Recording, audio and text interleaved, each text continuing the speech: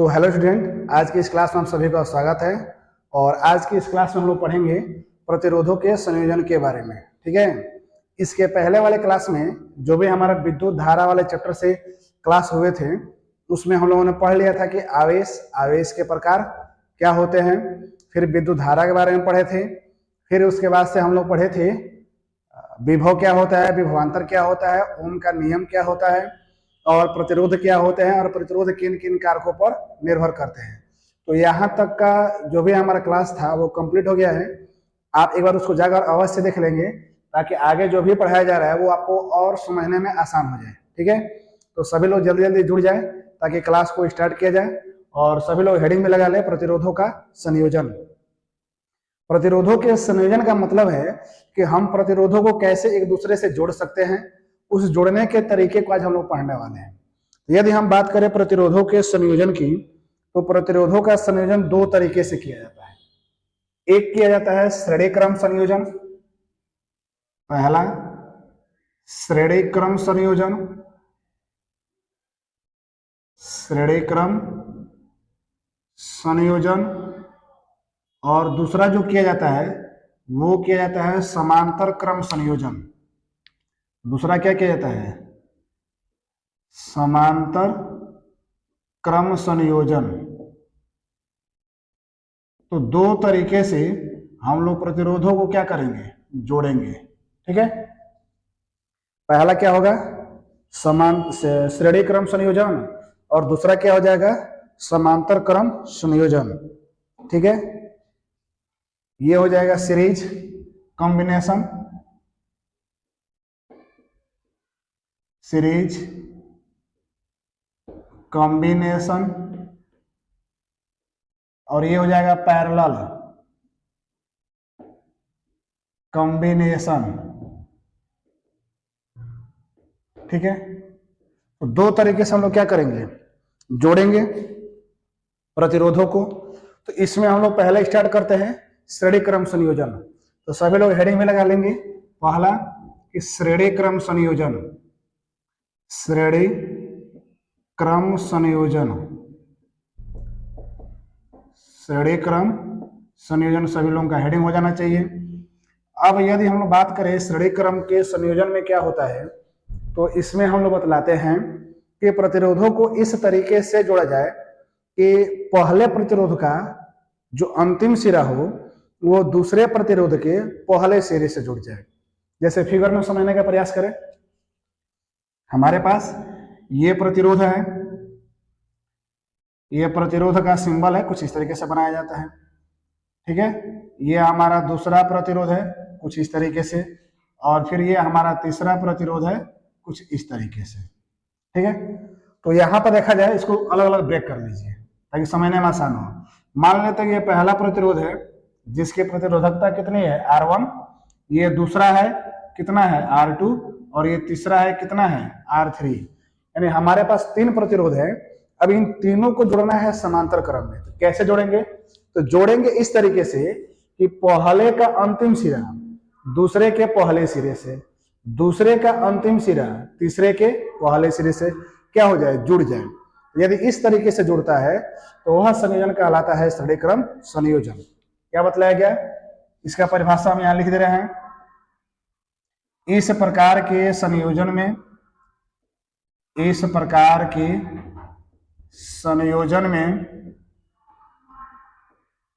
पहले प्रतिरोध का अंतिम सिरा, पहले प्रतिरोध का अंतिम सिरा दूसरे प्रतिरोध के पहले सिरे से, कहां लिख दें? यहां लिख दे रहे हैं। दूसरे प्रतिरोध के, दूसरे प्रतिरोध के पहले सिरे से, जबकि दूसरे प्रतिरोध का, जबकि दूसरे प्रतिरोध का दूसरा सिरा, दूसरे प्रतिरोध का दूसरा सिरा दूसरे प्रतिरोध का दूसरा सिरा तीसरे प्रतिरोध के पहले सिरे से, तीसरे प्रतिरोध के पहले सिरे से, पहले सिरे से जुड़ा हुआ हो, जुड़ा हुआ हो।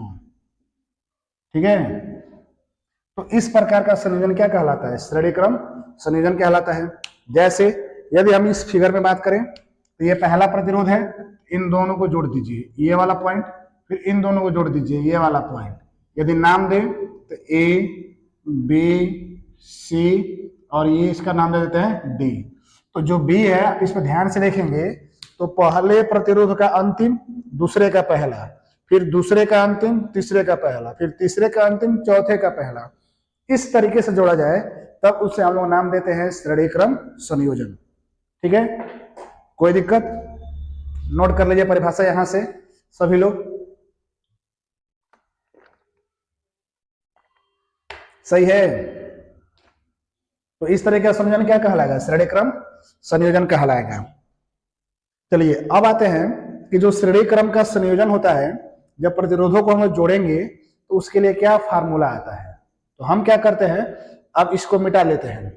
श्रेणी क्रम संयोजन जो भी परिभाषा लिखा गया है इसे क्या कर दिया जाए, मिटा दिया जाए, और मिटाने के बाद से फिर इस फार्मूले को क्या किया जाएगा, सिद्ध किया जाएगा। तो ये मिटा रहे हैं, देखिएगा, चलिए मिटा दिया गया। अब हम मान लेते हैं कि हमारे पास तीन प्रतिरोध है, पहला है R1, दूसरा है R2, तीसरा है R3। इन तीनों को क्या किया गया है, श्रेणी क्रम में जोड़ दिया गया है।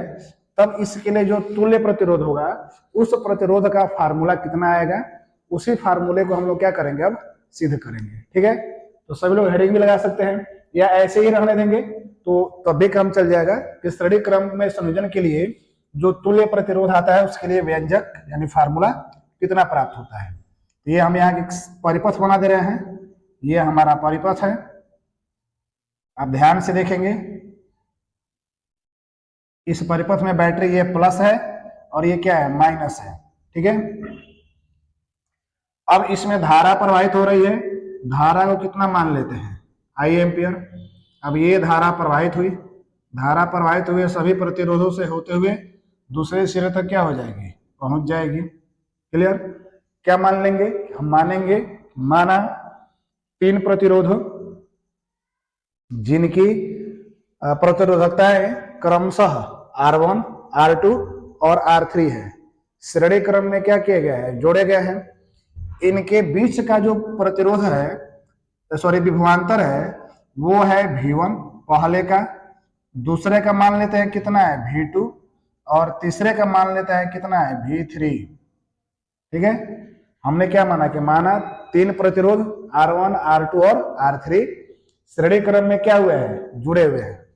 पहले प्रतिरोध के सिरों के बीच का विभवांतर V1, दूसरे के सिरों के बीच का विभवांतर V2, जबकि तीसरे के सिरे के बीच का विभवांतर कितना है, V3 है। ठीक है, फिर मान लिया गया कि बैटरी से I एम्पीयर की धारा क्या हो रही है, प्रवाहित हो रही है। अब ओम का नियम लगाते हैं कि ओम के नियम से, पहले ओम के नियम से, ओम के नियम से, ओम के नियम से पहले प्रतिरोध की बात करें, पहले प्रतिरोध के लिए, पहले प्रतिरोध के लिए, तो पहले प्रतिरोध के लिए क्या हो जाएगा, ओम का नियम पहले लिख लेते हैं। तो ओम का नियम क्या होता है, ये होता है V is equal to IR। तो पहले प्रतिरोध के लिए विभवांतर कितना है, V1। अब देखो धारा बैटरी से I एम्पीयर की प्रवाहित हो रही है, अब धारा बहने का एक ही रास्ता है A से D, तो सभी प्रतिरोधों में जो धारा होगा उसका मान क्या होगा, समान होगा। इसलिए यहाँ पर I को I ही रहने देंगे और पहले प्रतिरोध का मान कितना है R1, इसे मान लेंगे इक्वेशन नंबर फर्स्ट, समीकरण नंबर 1। ठीक ऐसे ही हम दूसरे प्रतिरोध की बात करेंगे, यहीं पर लिख दें, चलो यहीं लिख दे रहे हैं, ध्यान से देखिएगा। दूसरे प्रतिरोध के लिए, दूसरे प्रतिरोध के लिए, फिर वही बात ओम का नियम। तो ओम का नियम क्या हो जाएगा, V is equal to I R, V is equal to I R. दूसरे के लिए V का मान कितना है V2, और I तो I ही रह जाएगा, और R का मान कितना है R2। इसे मान लेंगे इक्वेशन नंबर सेकेंड। अब आ जाइए तीसरे के लिए, जैसे पहले और दूसरे का मान निकाले वैसे किसका मान निकाल लेते हैं तीसरे के लिए। तो यहां पर हम लिख लेंगे तीसरे प्रतिरोध के लिए, तीसरे प्रतिरोध के लिए, तीसरे प्रतिरोध के लिए फिर उसी ओम के नियम का प्रयोग करेंगे। तो ओम का नियम क्या हो जाएगा, V is equal to I R, ये हो जाएगा V is equal to I R. और तीसरे के लिए V का मान कितना है V3, और R का मान कितना है R3, ये हो जाएगा V3 is equal to I R3, और इसे मान लेंगे इक्वेशन नंबर कितना थर्ड। सही है, किसी को दिक्कत यहां तक, कोई बढ़िया। चलिए ठीक है, देखते हैं।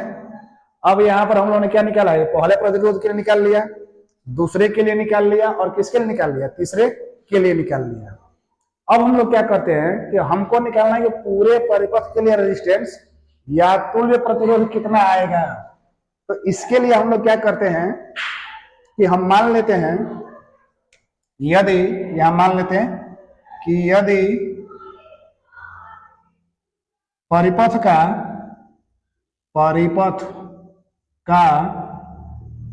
तुल्य विभवांतर, परिपथ का तुल्य विभवांतर, परिपथ का तुल्य विभवांतर कितना हो जाए V हो, तो मतलब क्या माना गया कि A से लेकर D तक का जो विभवांतर है वो कितना है V है। तब क्या होगा, तो इस केस में यदि हम V1, V2 और V3 को जोड़ेंगे तो किसके बराबर आना चाहिए, V के बराबर आना चाहिए। तो इस केस में क्या हो जाएगा कि V इज इक्वल टू हो जाएगा V1 plus V2 plus V3। अब समीकरण 1, 2 और 3 से, समीकरण 1 कामा लगा लीजिए, समीकरण 2 तथा समीकरण 3 से, समीकरण 3 से सबका मान क्या कर दे, रख दे। ठीक है, कोई दिक्कत, तीनों का मान क्या कर दे हम लोग रख देते हैं। तो रखेंगे तो V1 का मान कितना है IR1, ये हो जाएगा V1 का मान कितना है IR1 प्लस V2 का मान कितना निकाले हैं IR2, ये हो जाएगा IR2 प्लस V3 का मान कितना निकला है IR3। तीनों में कॉमन है जो निकाल लेते हैं। कॉमन क्या दिखाई दे रहा है आपको, I कॉमन दिखाई दे रहा होगा, तो R1 plus R2 plus R3। अब क्या करिए, I को इधर बुला लीजिए, जब I को बुला लेंगे तो क्या हो जाएगा V upon I is equal to R1 plus R2 plus R3। हो गया, समझ में आ रही है बात, कोई दिक्कत। चलिए ठीक है, अब हमने क्या निकाल लिया, V अपन I का मान निकाल लिया। यदि मान लिया जाए कि इस पूरे परिपथ का, जो भी आप परिपथ बनाए हैं, यदि इस पूरे परिपथ का जो प्रतिरोध है वो R के बराबर हो जाए, क्या कहा जा रहा है कि इस पूरे परिपथ का जो प्रतिरोध हो वो R के बराबर हो जाए। यानी आप मान सकते हैं कि यदि परिपथ का तुल्य प्रतिरोध, परिपथ का तुल्य प्रतिरोध, परिपथ का तुल्य प्रतिरोध R हो, तो यानी इस पूरे परिपथ का जो भी हम प्रतिरोध जोड़े हैं तीनों, यदि इन तीनों को मिला दिया जाए तो उसकी वैल्यू किसके बराबर आ रही हो, R के बराबर आ रही हो, तब R ओम के नियम से क्या हो जाएगा, तब ओम के नियम से ये हो जाएगा V is equal to I R. ठीक है, या यहां से हम मान निकाले आर का, किसका मान निकाल ले, आर का। तो जब आर का मान निकालेंगे तो ये हो जाएगा V upon I is equal to कितना, आर। मान लीजिए समीकरण नंबर इसको हम 4 मान लेते हैं अपनी सुविधा के लिए, ये 4 हो गया। तो हम देख रहे हैं कि V अपन आई का मान किसके बराबर है, आर के बराबर, और यहाँ पर क्या दिया है, V अपन आई ही दिया है। तो समीकरण 4 से ये हो जाएगा, समीकरण 4 से, समीकरण 4 से तो क्या लिख सकते हैं, V अपन आई की जगह पे हम एक बार लिख दे रहे हैं समीकरण, V upon I is equal to कितना, R1 प्लस R2 और प्लस R3। तो इसके जगह पर क्या लिख लेंगे, R is equal to R1 plus R2 plus R3। तो इस तरीके से ये हमारा तुल्य प्रतिरोध का क्या प्राप्त होता है, समीकरण फार्मूला प्राप्त होता है। कोई दिक्कत किसी को, R बराबर क्या हो गया, R1 plus R2 plus R3, यानी यदि श्रेणी क्रम में प्रतिरोधों को जोड़ा जाए तो उनका तुल्य प्रतिरोध उनमें जुड़े हुए प्रतिरोधों के योग के क्या होता है, बराबर होता है। जैसे देखिए 3 हम जोड़े थे, R1, R2 और R3, तीनों को जोड़ने के बाद से हमारा ये रिजल्ट मिला, तो तीनों का योग किसके बराबर है, R के बराबर है। यहां लिख सकते हैं, अर्थात इसी को हम लोग क्या लिख सकते हैं, अर्थात श्रेणी क्रम में जुड़े हुए तुल्य प्रतिरोधों, श्रेणी क्रम में जुड़े हुए प्रतिरोधों का, श्रेणी क्रम में जुड़े हुए प्रतिरोधों का तुल्य प्रतिरोध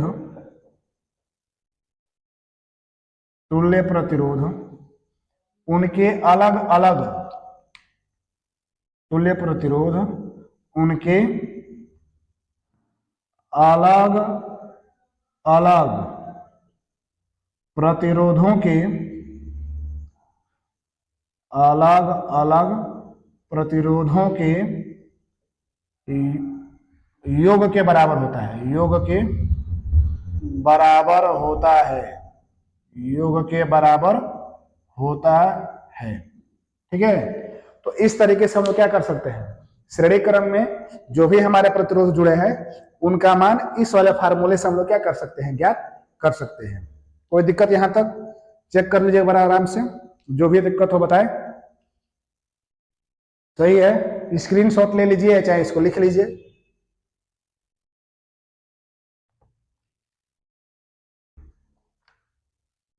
हो जाएगा। तो हम लोग क्या पढ़ रहे थे कि प्रतिरोधों का संयोजन में श्रेणी क्रम संयोजन क्या होता है। तो जब श्रेणी क्रम संयोजन की बात की जाती है तो उसमें आपको बतलाया गया कि जो भी इस प्रकार का संयोजन होता है उसमें पहले का अंतिम सिरा, यानी पहले प्रतिरोध का अंतिम सिरा दूसरे के पहले से, दूसरे का अंतिम तीसरे के पहले से जुड़ा होता है, और फिर उसके लिए हम लोगों ने क्या किया, ओम का नियम लगा के ये फार्मूला प्राप्त किया। ठीक है, तो एक बार चेक कर लेते हैं और रहने दिया यहीं तक या फिर आगे भी बता दिया जाए, देख लीजिए, हो जाएगा। सही है यहां तक, चलिए। तो अब इसी में हम लोग चेक कर लेते हैं समानांतर क्रम संयोजन वाला। ठीक है, तो इसको मिटाते हैं और यहीं पर जोड़ लेते हैं समांतर क्रम संयोजन वाला। तो मिटा रहे हैं इसको, देखिएगा, इन सबको मिटा लीजिए। अब आइए समांतर क्रम का पढ़ लेते हैं कि समांतर क्रम वाला का क्या रिजल्ट आता है। सभी लोग हेडिंग भी लगा लेंगे कि समांतर क्रम संयोजन। हेडिंग क्या रहेगा, समांतर क्रम संयोजन। ठीक है, श्रेणी हटा दीजिए, श्रेणी हटेगा, यहां पर दूसरा आ जाएगा हमारा क्या, समांतर क्रम संयोजन। ठीक है, तो सब लोग लगा ले हेडिंग।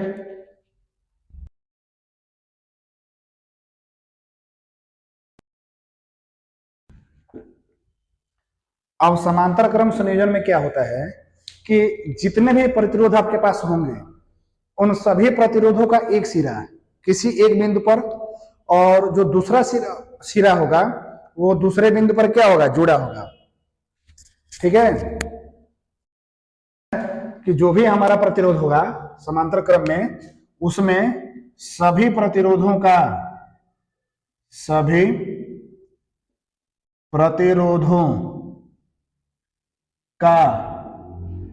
एक सिरा, या पहला सिरा कह सकते हैं, पहला सिरा किसी एक बिंदु पर, जबकि दूसरा सिरा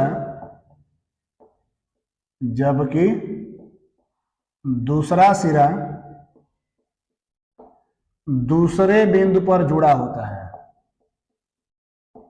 दूसरे बिंदु पर जुड़ा होता है। ठीक है, जैसे मान लें यहां पर हम आपको फिगर बनाकर दिखा दे रहे हैं, एक बार देख लीजिए। ये हमारे पास 3 प्रतिरोध है। पहला प्रतिरोध है R1, दूसरा प्रतिरोध है जिसका मान कितना ले रहे हैं R2, और ये तीसरा प्रतिरोध है जिसका मान कितना ले रहे हैं R3। अब इन तीनों को क्या कर देना है, जोड़ देना है। तो ये हम क्या कर रहे हैं कि सबका सिरा ये वाला इस पे जोड़ दे रहे हैं, ये वाला इस पे जोड़ दे रहे हैं, हो गया। अब ये वाला जोड़ दे रहे हैं यहाँ पे, और ये वाला जोड़ दे रहे हैं यहाँ पे, जोड़ लीजिए। और वो यहाँ पर क्या करिए, लगा लीजिए बैटरी से, बैटरी प्लस माइनस। ठीक है, देख लीजिए हमारे पास कितने हैं, 3 प्रतिरोध है, R1 है, R2 है और R3 है। सबको हम लोग क्या कर रहे हैं, जोड़ रहे हैं। तो जब सबको जोड़े हैं तो जितना इसका पहला सिरा है इस वाले बिंदु पे, और जो भी ये दूसरा सिरा है वो इस वाले बिंदु पे जोड़ दिया गया। तो हम नाम दे देते हैं सबका, आप भी नाम लिख लीजिए। पहला नाम क्या लिख लेते हैं A, और दूसरा नाम क्या लिख लेते हैं B, यानी एक A बिंदु पर दूसरा B बिंदु पर।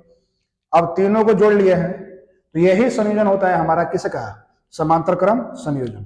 कि जब हमारे पास जितने भी प्रतिरोध होंगे उन सभी प्रतिरोधों का एक सिरा एक बिंदु पर और दूसरा दूसरे बिंदु पर जोड़ दिया जाए, तब यह संयोजन क्या कहलाता है, समांतर क्रम संयोजन। किसी को दिक्कत? अब समांतर क्रम में ये जो भी हमने प्रतिरोध जुड़े हैं तो इनका तुल्य प्रतिरोध क्या आता है, उसके लिए हम चल रहे हैं फार्मूला सिद्ध करने। ठीक है, यानी श्रेणी क्रम में, श्रेणी कर रहे हैं, समांतर क्रम में जब प्रतिरोध जोड़ दिया जाए तब उसके लिए तुल्य प्रतिरोध का फार्मूला क्या आता है, वो हम लोग अब क्या करेंगे, सिद्ध करेंगे। तो उसके लिए क्या मानेंगे कि माना R1, R2 और R3 3 प्रतिरोध समांतर क्रम में जुड़े हुए हैं। ठीक है, अब इसमें जब हम विद्युत धारा प्रवाहित करेंगे I, तो ये हम विद्युत धारा प्रवाहित कर रहे हैं यहां से। ठीक है, विद्युत धारा चली, जब विद्युत धारा A वाले सिरे पर आएगी तो इस विद्युत धारा के प्रवाहित होने के कितने रास्ते मिलेंगे, 3। एक इधर चला जाएगा, दूसरा सीधे आ जाएगा और तीसरा इस दिशा से। यानी इस तीनों प्रतिरोधों में विद्युत धारा प्रवाहित होगी। और जब तीनों में प्रवाहित होगी तो उसके लिए हम फार्मूला निकालेंगे। तो मान लेते हैं कि पहले प्रतिरोध में धारा कितना जा रहा है I1, दूसरे में कितना जा रहा है I2 और तीसरे में कितना जा रहा है I3। फिर यहाँ पर तीनों धाराएं आपस में क्या होंगी, बिंदु B पर जुड़ेंगी और हमको I धारा क्या हो जाएगा, प्राप्त हो जाएगा। और यह सिस्टम, यह प्रक्रिया क्या होती रहेगी, चलती रहेगी। तो मान लेंगे कि माना R1, R2 और R3 3 प्रतिरोध समांतर क्रम में जुड़े हैं, जिनमें क्रमशः I1, I2 और I3 धारा प्रवाहित हो रही है। अब इनको जुड़ने के सिरे में कॉम्बिनेशन में हमारे पास 2 बिंदु मिला है। एक बिंदु मिला है A और जबकि दूसरा बिंदु मिला है B। तो A और B के बीच का विभवांतर कितना मान लेते हैं, V मान लेते हैं। बिंदुओं के बीच का विभवांतर कितना है, V है। तो जैसे अभी पहले हम लोग सिद्ध किया श्रेणी क्रम वाला, ठीक वैसे ही दूसरा भी सिद्ध करेंगे और इसमें लगाएंगे हम लोग कौन सा कॉम्बिनेशन, सॉरी ओम का नियम, और ओम के नियम की सहायता से क्या करेंगे, सिद्ध करेंगे। ठीक है, अरे ये बातें समझ में ना, चलिए करिए, आप भी करिए, हम भी करते हैं। तो यहां से सिद्ध कर रहे हैं, देखिएगा ओम के नियम से ओम के नियम से। तो ओम के नियम से बात किया जाए किसके लिए? पहले प्रतिरोध के लिए। ये हो जाएगा पहले प्रतिरोध के लिए, पहले प्रतिरोध के लिए। तो पहले प्रतिरोध के लिए ओम का नियम क्या होगा? V equal to I R होता है ओम का नियम। तो यहां से हम यदि आई का मान निकाल ले तो आई बराबर क्या हो जाएगा? V by R. सही है। तो पहले प्रतिरोध के लिए क्या होगा? पहले प्रतिरोध में देखो धारा कितना प्रवाहित हो रहा है? I1, और प्रतिरोध कितना है? R1। तो ये हो जाएगा हमारा कितना? I1 is equal to R1। चूंकि दो ही बिंदु है तो इनके बीच का विभवांतर कितना माने हैं? V।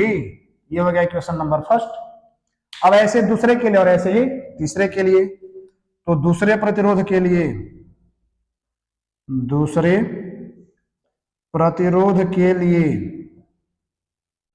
दूसरे प्रतिरोध के लिए क्या हो जाएगा? ओम का नियम V इज इक्वल टू क्या हो जाएगा? I R. देखो अब इसको बार बार लिखने से बेहतर है अब सीधे हम ये वाला मान लिख लें। दूसरे प्रतिरोध के लिए ओम के नियम से, ओम के नियम से। तो ओम के नियम से क्या हो जाएगा? सीधा भी ये मान लिख रहे हैं, ठीक है। आई बराबर V बाई आर। आई बराबर क्या हो जाएगा? V by R. अब दूसरे के लिए आई का मान कितना है? I2 है। दूसरे के लिए आई का मान कितना है? I2। ये हो जाएगा I2 is equal to are का मान कितना है? R2, और V हमारा क्या रहेगा? V ही रहेगा। ये हो गया इक्वेशन नंबर सेकेंड। अब आइए तीसरे के लिए। तो तीसरे प्रतिरोध के लिए ये हो जाएगा तीसरे प्रतिरोध के लिए, तीसरे प्रतिरोध के लिए। तो तीसरे प्रतिरोध के लिए भी वही फार्मूला ओम के नियम से। क्या हो जाएगा? ओम के नियम से, ओम के नियम से। ओम का नियम क्या होता है? सॉरी अभी जो यहां लिखे हैं ये वाला सीधे यही लिख लेते हैं। ये हो जाएगा I is equal to V by कितना? R। अब तीसरे के लिए I का मान कितना है? तो ये है I3। V का मान कितना है? तो V ही रह जाएगा। ये देखो गड़बड़ हुआ है क्या जी? सही है, नहीं गड़बड़ हुआ है, गड़बड़ हुआ है। यहाँ देखो, यहाँ पे यहां से जब I का मान निकालना तो R क्या हुआ है? डिवाइड हुआ है ना। R क्या हुआ है? डिवाइड हुआ है। तो यहां पर मान गड़बड़ हो गया। यहां पर देखो सही करो, ये हो जाएगा कितना? V ऊपर रहेगा और ये हो जाएगा R1। सही कर लीजिएगा थोड़ा इसको, ये तो सही ही है। यहाँ पर भी क्या हो जाएगा? ये हो जाएगा V हमारा ऊपर और R हमारा क्या हो जाएगा? नीचे। तो ये हो जाएगा V और नीचे क्या हो जाएगा? R3। इसको मान लेंगे क्वेश्चन नंबर थर्ड। सभी लोग ध्यान देंगे, एक बार यहाँ चेक कर लेंगे। यहाँ थोड़ा सा मान उल्टा रख दिया गया था कि V बराबर क्या होता है? I R. आई का मान निकालेंगे तो R क्या आ जाएगा? नीचे V अपन R होगा। तो पहले प्रतिरोध के लिए I1 बराबर क्या हो जाएगा? V by R1।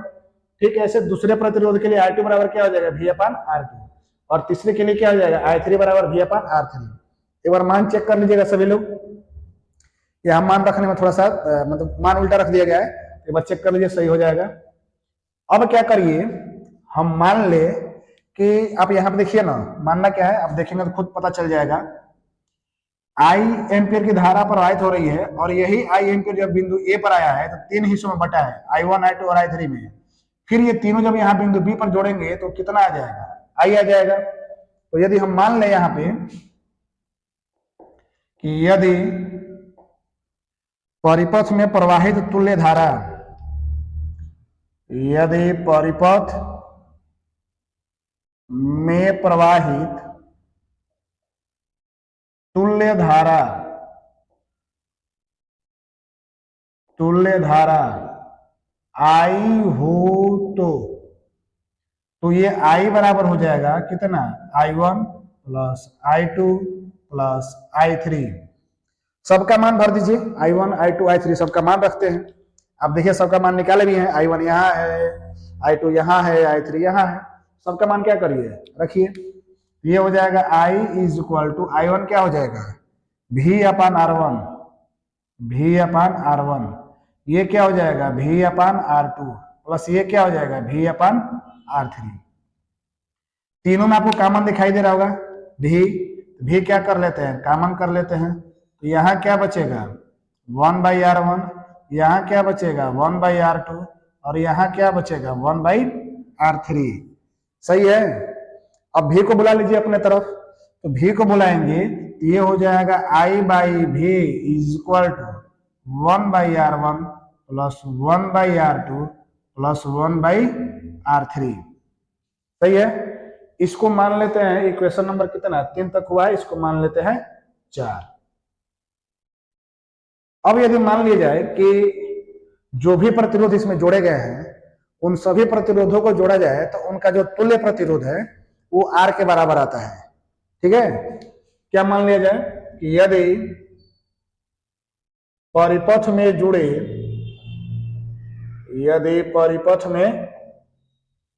जुड़े प्रतिरोधों का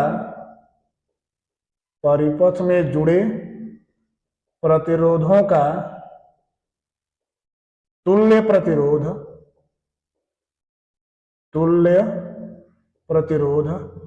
R हो तो, ठीक है। क्या मान लिया गया कि जो भी परिपथ में हमारे प्रतिरोध जुड़े हैं उनका टोटल प्रतिरोध कितना है R है। तब यदि ओम के नियम की बात की जाए, ओम के नियम से तो ओम का नियम क्या होता है V is equal to IR, ये ना होता है। तो यदि यहां से हम निकाल ले R का मान तो V upon I is equal to क्या हो जाएगा R। अब देखो यहाँ पर हमारा मान निकला है I अपन V और मेरे पास वैल्यू क्या आ रहा है V अपन I ऊपर चाहिए V नीचे चाहिए, तो हम क्या कर रहे हैं यहाँ बाई 1 कर ले रहे हैं, दोनों की वैल्यू को उल्टा कर लीजिए। ये करेंगे यदि I अपन V तो ये भी क्या हो जाएगा 1/R। तो ये यहाँ तो क्या किया गया, ये हमको ये वाली वैल्यू चाहिए, तो इसको लाने के लिए हमने क्या कर दिया स्विच कर दिया, घुमा दिया इसको ऐसे ही, तो घुमा दिया तो क्या हो जाएगा, इसलिए समीकरण 4 से।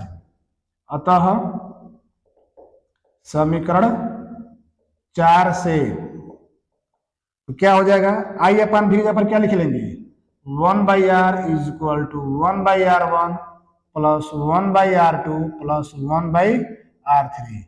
तो ये आती है हमारी वैल्यू। यदि हम प्रतिरोधों को जोड़ दे किस क्रम में, समांतर क्रम में, तो समांतर क्रम में जोड़ने पर तुल्य प्रतिरोध हमारा कितना प्राप्त होगा 1/R is equal to 1/R1 plus 1/R2 plus 1/R3। यानी इसका मतलब यह है कि समांतर क्रम में जुड़े हुए प्रतिरोधों का तुल्य प्रतिरोध का व्युत्क्रम उनके अलग अलग प्रतिरोधों के व्युत्क्रमों के योग के बराबर होता है। ठीक है। क्या बतलाया जा रहा है कि समांतर क्रम में जुड़े हुए प्रतिरोधों का तुल्य प्रतिरोध उनमें जुड़े हुए प्रतिरोधों के व्युत्क्रम के योग के बराबर होता है। देख लीजिए यहाँ पे व्युत्क्रम मतलब 1/R 1/R2 1/R3 हो जाएगा। यहाँ तक किसी को दिक्कत लिख लीजिए इत्मीनान से, या आपको स्क्रीनशॉट लेना है तो स्क्रीनशॉट ले लीजिए, जो आपकी इच्छा हो उसके अनुसार आप कर लीजिए। किसी को दिक्कत हो तो बताएं, कोई दिक्कत नहीं, सब क्लियर। ठीक है। तो आज हम लोग क्या पढ़े हैं प्रतिरोधों के संयोजन के बारे में, कि प्रतिरोधों का संयोजन कितने प्रकार से किया जा सकता है, जिसमें हम 2 प्रकार पढ़े, श्रेणी क्रम संयोजन और समांतर क्रम संयोजन। उम्मीद है कि सभी लोगों को बेहतर समझ में आया होगा। एक बार जरूर इस वीडियो को यानी क्लास को 1 बार 2 बार देखेंगे तो आपको और बेहतर क्लियर हो जाएगा, समझ में आ जाएगा। और ये दोनों क्वेश्चन आपको पूछे जाएंगे या पूछे जाते भी है बोर्ड के एग्जाम में, इसलिए ये महत्वपूर्ण कैटेगरी में रहेंगे। इस प्रतिरोधों का संयोजन श्रेणी क्रम में कैसे ज्ञात करेंगे और प्रतिरोधों का संयोजन समांतर क्रम में कैसे ज्ञात करेंगे। ठीक है। तो रहने दीजिए आज के लिए बस इतना ही, फिर हम लोग मिलेंगे अपने अगले क्लास में। ठीक है।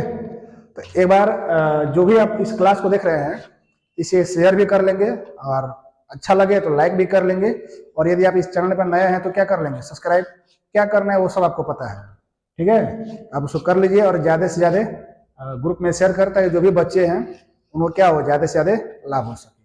ठीक है, तो रहने देते हैं आज की क्लास में इतना ही, फिर हम लोग मिलेंगे अपने अगले क्लास में।